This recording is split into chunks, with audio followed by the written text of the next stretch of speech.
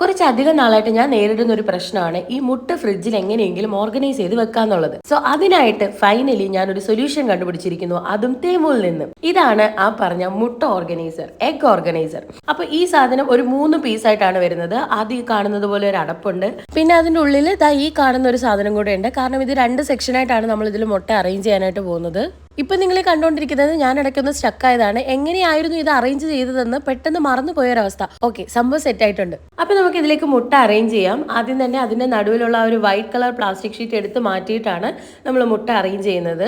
താഴെ ഫുള്ള് ഈ 1 by 1 ആയിട്ട് മുട്ട അറേഞ്ച് ചെയ്തതിന് ശേഷം ഇനി അടുത്ത സെറ്റ് മുട്ട അറേഞ്ച് ചെയ്യാനായിട്ട് നമ്മുടെ ഈ സെപ്പറേറ്റ് ചെയ്യേണ്ട ആ ഒരു പ്ലാസ്റ്റിക് ഷീറ്റ് നമ്മൾ ഇതുപോലെ വെക്കുകയാണ്.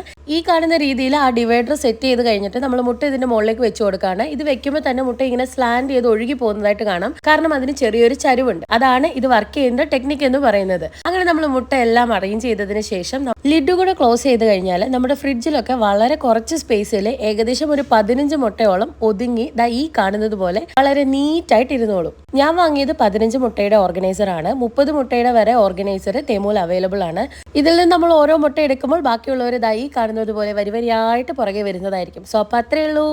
അപ്പൊ നമ്മുടെ ചാനൽ ആദ്യമേ കാണുന്നവർ സബ്സ്ക്രൈബ് ചെയ്യാൻ മറക്കരുതേ. താങ്ക്